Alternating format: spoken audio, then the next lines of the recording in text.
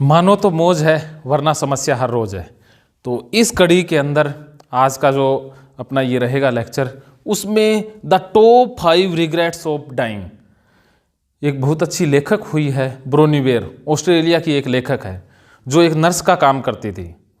तो उसका काम क्या था कि जो मृत्यु सैया पर जो लोग पड़े हुए हैं, जो नियर डेथ हैं, जो मृत्यु के बिल्कुल करीब है, उनकी केयर करना, उस यूनिट के अंदर वो थी। तो उसके मन में एक ख्याल आया कि क्यों ना इन लोगों से बात की जाए।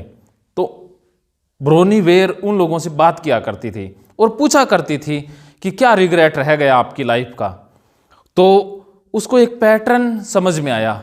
पेशेंट बदलते गए लेकिन एक पैटर्न नहीं बदल रहा था। वो पैटर्न ये था कि सबके मन में 5 ये रिग्रेट हमेशा रहते थे। 5 रिग्रेट मरने वालों के मन में, आज भी लाखों लोग मरते हैं, उनके मन में 5 रिग्रेट रह जाते हैं। तो ब्रोनी बेयर ने फिर आर्टिकल लिखा, उसके आर्टिकल बहुत प्रसिद्ध हुए और उसने एक बुक लिख दी थी। उस बुक का नाम भी यही है, the top 5 regrets of dying, कि मरने वाले जो लोग हैं उनके 5 पछतावे, कि उनके मन में 5 पछतावे रह जाते हैं कि काश हम ये ना कर पाते, काश ऐसा हो पाता, काश वो। तो ये काश जिंदगी में ना रहें। तो डिप्रेशन का सबसे बड़ा कारण है कि हम जिंदगी के अंदर रिग्रेट रखते हैं। आपको भी लगता है ना कि काश मेरे साथ ऐसा ना हुआ होता, काश वैसा ना हुआ होता। तो अगर इस काश को हटा दे जिंदगी में, तो जिंदगी क्या है? मानो तो मौज है वरना समस्या तो हर रोज है। बस तो इसी मोटो के साथ आगे बढ़ना है कि मानो तो मौज है वरना समस्या तो हर रोज है। तो रिग्रेट हटा देंगे जीवन से तो मौज ही मौज है, फिर कहीं कोई समस्या नहीं है। तो उसमें जो पहला रिग्रेट था, वो रिग्रेट ये था कि काश मैंने अपने जीवन को अपने अनुसार जिया होता। लोग कहते रहते हैं काश मैंने लोगों के हिसाब से जिंदगी को ना जिया होता। कहते हैं ना, फिक्र हम करते हैं कि लोग क्या कहेंगे, लोग क्या सोचेंगे। दुनिया में ऐसे बहुत सारे इंसान हैं जो इस तरह से जीते हैं कि लोग क्या कहेंगे, सोसाइटी क्या कहेंगे। कपड़े अच्छे पहनते नहीं हैं कि लोग क्या कहेंगे, काम अच्छा कर नहीं पाते हैं कि लोग क्या कहेंगे, लोग क्या कहेंगे, इसी डर के अंदर जिंदगी निकाल देते हैं। तो ये काश रह जाता है। तो ये पैटर्न नजर आया कि लोग ये कहते हैं कि काश हम ये ना सोचते कि लोग क्या कहेंगे, हम अपने अनुसार अपने जीवन को जीते, लोगों के अनुसार अपना जीवन ना जीते। तो जिन लोगों की फिक्र हम तमाम उम्र करते हैं, सारी उम्र करते रहते हैं, जब हम मरने वाले होंगे तो कोई हालचाल पूछने नहीं आएगा। तो ब्रोनी बेयर ने अपनी किताब में लिखा है कि लोगों ने ये बताया कि हम सारी उम्र लोगों का फिक्र करते रहे, लेकिन जब मृत्यु के कगार पर हम हैं तो कोई पूछने ही नहीं आया। जिन लोगों की फिक्र करते हैं वो पूछने भी नहीं आएंगे। तो इंडिया के अंदर तो एक कहावत है कि क्या कहेंगे लोग, सबसे बड़ा है ये रोग। तो लोग कुछ भी नहीं कहेंगे, लोग आखिर में यही कहेंगे, राम नाम सत्य है, जल्दी ले चलो, शाम होने से पहले फूंक दो। आप जिन लोगों की फिक्र करते हो, जिन लोगों से आप डरते हो कि लोग क्या सोचेंगे, क्या कहेंगे, वो लोग आखिर में क्या कहेंगे कि राम नाम सत्य है, जल्दी चलो, शाम होने से पहले पहले जला डालो। इंतजार भी नहीं करते। अगर सुबह मृत्यु हो जाती है हमारी तो शाम के 4 बजे तक जला देंगे कि इसको घर में रखना अच्छी बात नहीं है, घर में नहीं रखेंगे। तो देखो सुबह तो वो जिंदा था, सब कुछ अच्छा था, शाम तक उसे घर से विदा कर देते हैं। डेड बॉडी को कोई रात को रखने को तैयार नहीं है। किन लोगों की आप फिक्र करते हो? घर वालों की हम फिक्र करते हैं कि कपड़े ढंग के नहीं पहनते हैं, खाते ढंग का नहीं है कि लोग क्या कहेंगे, अपने जीवन को अपने अनुसार नहीं जी पाते हैं कि लोग क्या कहेंगे। तो आज से ये रिग्रेट हटा देना कि लोग क्या कहेंगे। जरूरी है कि मैं क्या सोचता हूं, मैं खुद को क्या कहूंगा। तो कभी भी ये मलाल नहीं रखना, लोगों की फिक्र नहीं करनी है, लोगों की कभी भी फिक्र नहीं करनी है, कभी भी लोगों के अनुसार जीवन जीना नहीं है, लोगों के अनुसार काम करना नहीं है, लोगों के अनुसार एंजॉय को कभी भी छोड़ना नहीं है। लोग गए तेल लेने, दुनिया गई भाड़ में। मेरा खुद का ये मंत्र है, मैंने कभी लोगों का फिक्र नहीं किया। मैंने बहुत सारी जॉब छोड़ी, सरकारी जॉब भी छोड़ी, तो मेरे मन में भी था लोग क्या कहेंगे, लेकिन मेरे मन में ये था कि मैं क्या कहूँगा, जब मरूंगा तब क्या मैं खुद का सामना कर पाऊंगा कि राजेंद्र तूने जिंदगी दूसरों के हिसाब से जी, पैसे के हिसाब से जी, लेकिन तू सुकून से नहीं मर रहा है। तो मेरे को उसी दिन आवाज़ आई कि मरना है तो खुशी से मरना है। ये रिग्रेट लेके नहीं मरना है। तो जॉब छोड़ दी कि काम वो करेंगे जो मुझे पसंद है, वो कभी नहीं करूंगा जो दूसरों का पसंद है। तो लोगों की फिक्र मत करें काम के अंदर, आपको जो पसंद है वो काम करें। आपको क्या अच्छा लगता है, आपको किस में मजा आता है, किस चीज के अंदर आपको आनंद शांति अनुभव होती है, उसी काम को करेंगे। लोगों की फिक्र के लिए नहीं करेंगे कि लोग क्या कहेंगे, ये काम छोड़ दूंगा, ये जॉब छोड़ दूंगा, लोग क्या कहेंगे। जैसे आपने सेल की जॉब की कि लोग क्या कहेंगे, एचआर का बंदा होके सेल की जॉब कर रहा है तो आपको सेल की जॉब भी करनी पड़ सकती है, हो सकता है चौकीदार की जॉब करनी पड़ जाए। लोगों की फिक्र नहीं है, हालात ऐसे हैं और मुझे करनी पड़ रही है तो करेंगे।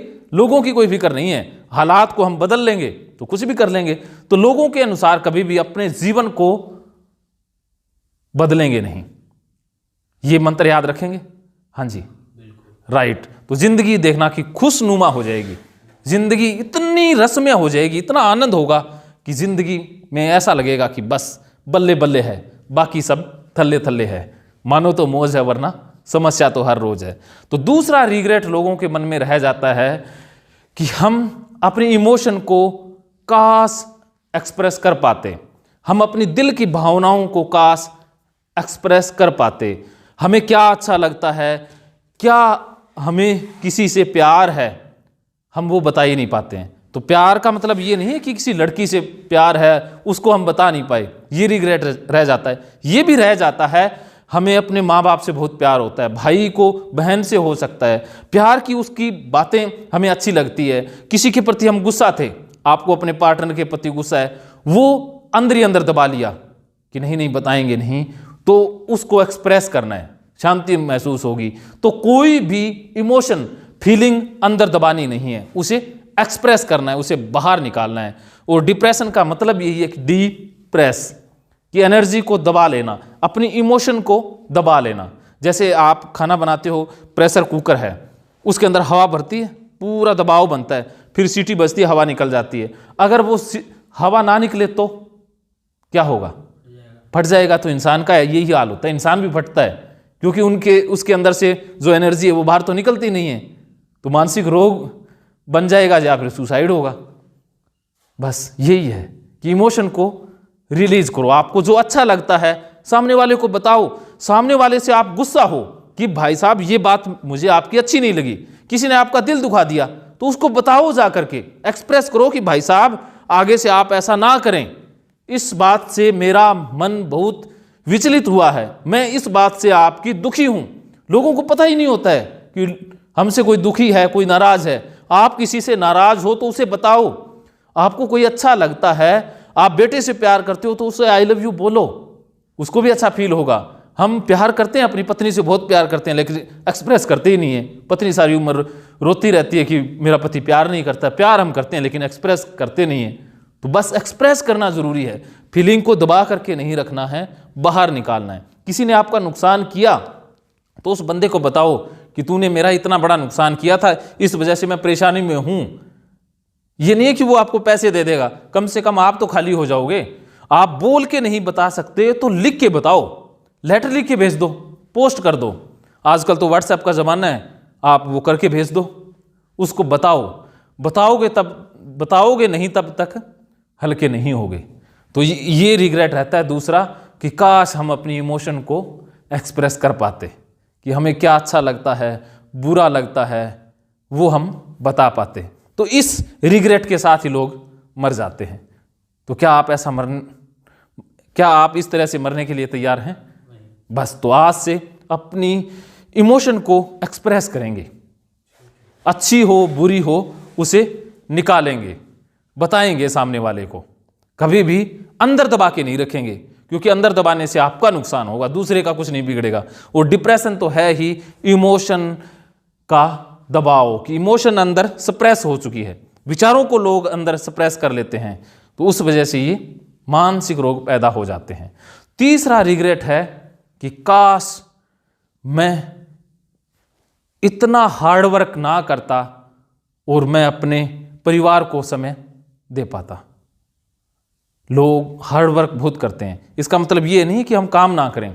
लोग इतना देखें कि वर्कोलिक हो जाते हैं, सुबह उठते ही काम करते हैं, शाम को बच्चे आते हैं, पापा पापा आज घूमने चलते हैं, पापा मोबाइल पे बिजी हैं, लोग 10 बजे तक रात को काम पे लगे रहते हैं।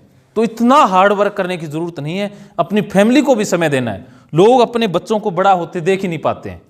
बच्चों के साथ समय बिताएं, कितना अच्छा लगता है बच्चे के साथ, उसके लिए क्वालिटी टाइम निकालें। तो उस समय हार्ड वर्क या बिजनेस करने की जरूरत नहीं है। संडे का दिन पति अपनी पत्नी के साथ घूमे, पत्नी अपने पति के साथ घूमे, तो उनके साथ इंजॉय जरूर करें, समय निकालें। तो ये रिग्रेट रहता है कि काश हम इतना ज़्यादा कमाने के पीछे पागल ना होते, अपने परिवार को, अपने मित्रों को, साथियों को, उनको समय दे पाते। लोग अपने बच्चों को बड़ा होते देख ही नहीं पाते हैं। बच्चा क्या कर रहा है कुछ पता ही नहीं है। जब हाथ से निकल जाता है, नशे का शिकार हो जाता है, या लड़की गलत हाथों पर चढ़ जाती है, फिर हमें पछतावा होता है। फिर दोष हम बच्चों का निकालते हैं कि बच्चे समझदार नहीं हैं। समझदार जब बनाना था, उनको समय देना था, तब तो हम अपने काम में हार्ड वर्क कर रहे थे, स्मार्ट वर्क नहीं कर रहे थे, हार्ड वर्क कर रहे थे। उस वजह से ये गड़बड़ हुई, तो ये रिग्रेट रह जाता है।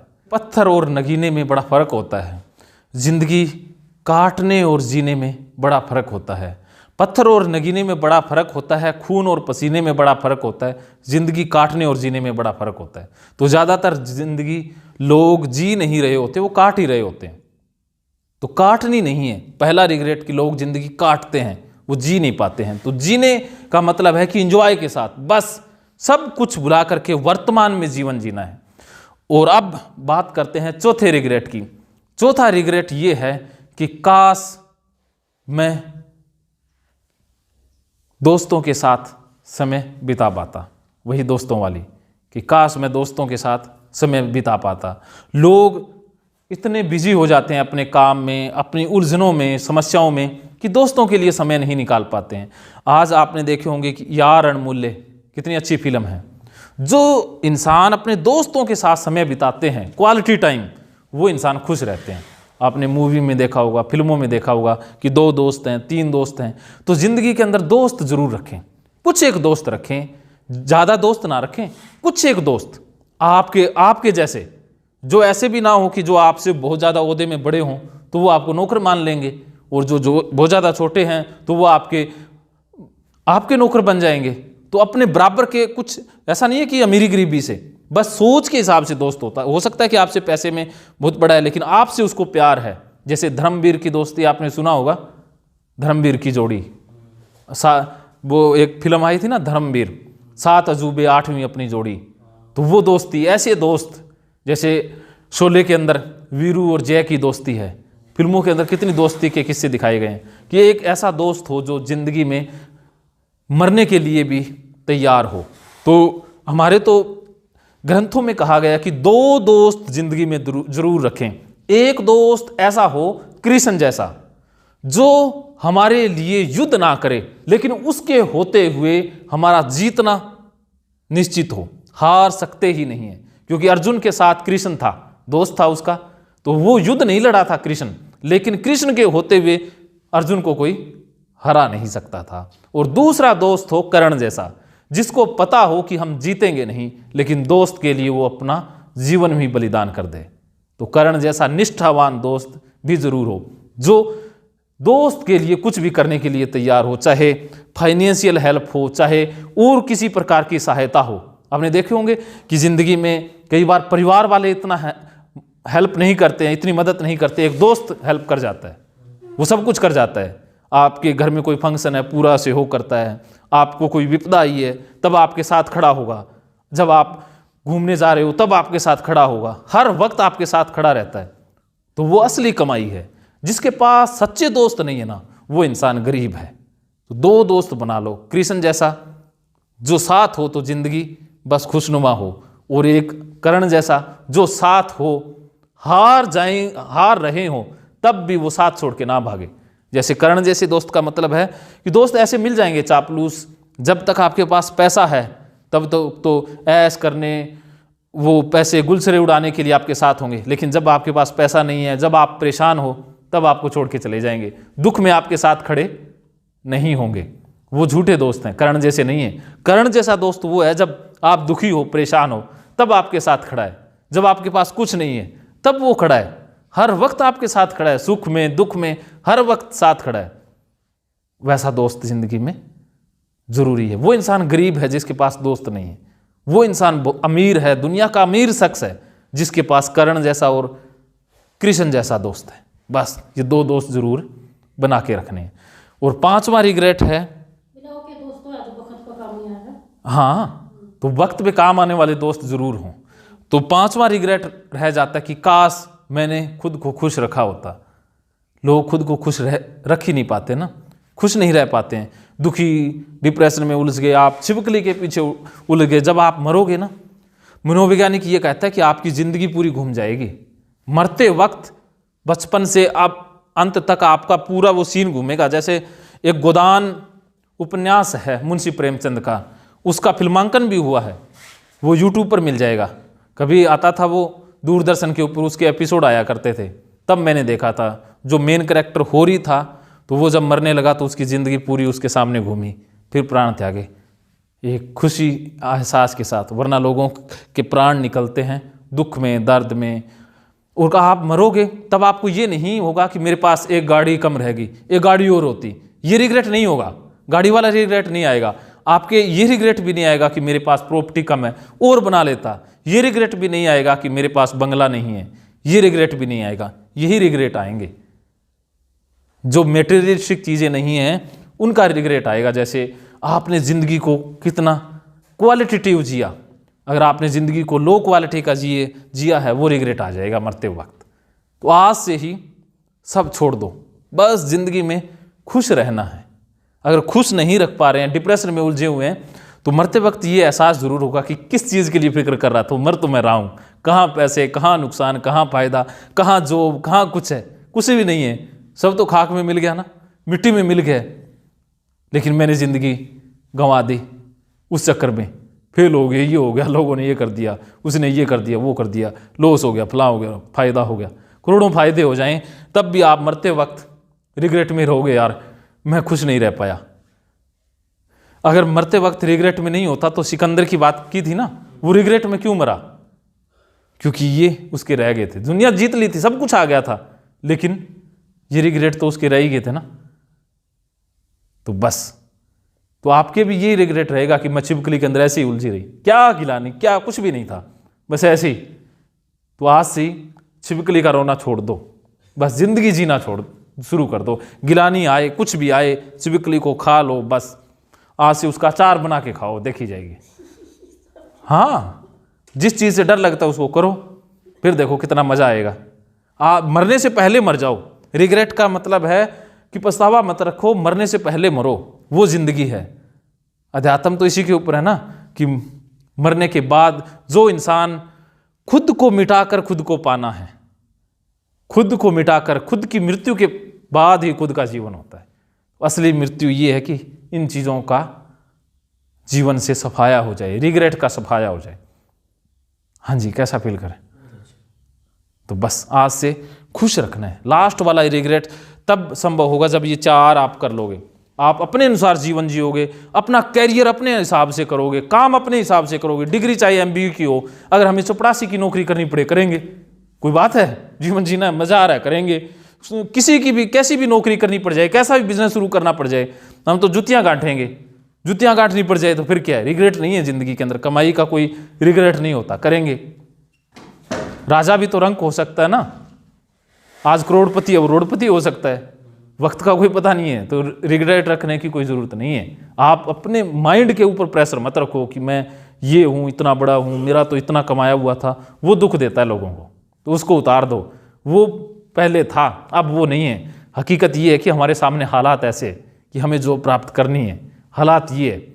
वो आपके आचार, वो सारा पास्ट हो गए, वो इल्यूजन है, वो सच नहीं है। Past is history, future is mystery, present is present. बस वर्तमान ही तोहफा है, उसको जी लो। जैसा वर्तमान चाहता है वैसा करना होगा। वक्त की नजाकत को पहचानो। सामने युद्ध है तो लड़ना पड़ेगा। अर्जुन ने कितने भी ऐश किए हों, लेकिन सामने युद्ध है तो लड़ना पड़ेगा, उसके अलावा चारा नहीं है। कृष्ण रास लीलाएं रचाता था, सामने युद्ध है तो वो लड़ेगा। सामने इंजॉय के लिए पार्टी का माहौल है तो वहां पर युद्ध की बात करना शोभा नहीं देता है, वहां पर इंजॉय करो। तो जैसा माहौल है उसी हिसाब से ढल जाओ। बस जिंदगी की धारा में बहने लग जाओ, कोई रिग्रेट नहीं है। जिंदगी के या जो जिंदगी की धारा के खिलाफ मत चलो, मरे जाओगे। पत्ता गिरता है, बस पत्ता वृक्ष से अलग होता है तो वो विरोध नहीं करता, गिर जाता है, मिट्टी में मिल जाता है, बस यही उसकी लाइफ थी। हमारी भी जैसा जिंदगी चाहती है। कृष्ण ने इसे ही कहा है ना कि बंदे करता तू वही है जो तू चाहता है, होता वही है जो मैं चाहता हूं। कर बंदे वही जो मैं चाहता हूं, होगा वही जो तू चाहता है। बस ऑटोमेशन है, ऑटोमेटिक है सब कुछ। बस अपने आप को समर्पण छोड़ दो। लोग छोड़ देते हैं, जो चाहे उसकी रजा में जियो, खुदा की रजा में। जो भगवान ने सोचा है, कुदरत ने सोचा है, वो अपने आप हो जाएगा। हम क्यों टेंशन लें? कबीर क्या भूखा मरा था, मौज में जीता था। फकीर क्या भूखे मर जाएंगे? 2 रोटी का इंतजाम तो भिखारी भी कर लेता है।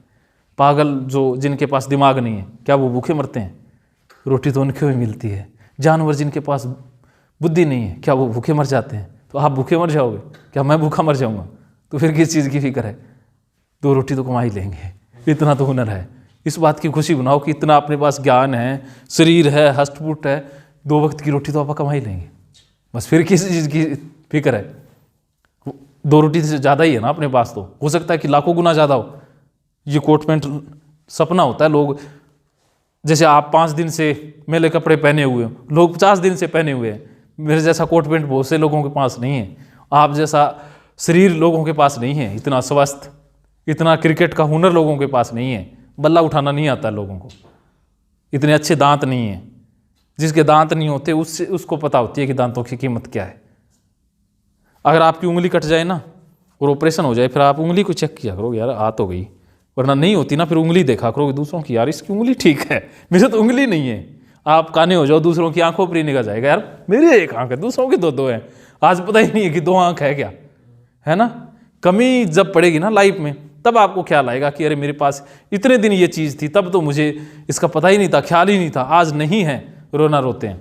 घर में जैसे पत्नी सारा दिन साथ रहती है, कोई है नहीं, मायके चली जाती है, नानी याद आ जाती है, होता है ना ऐसा।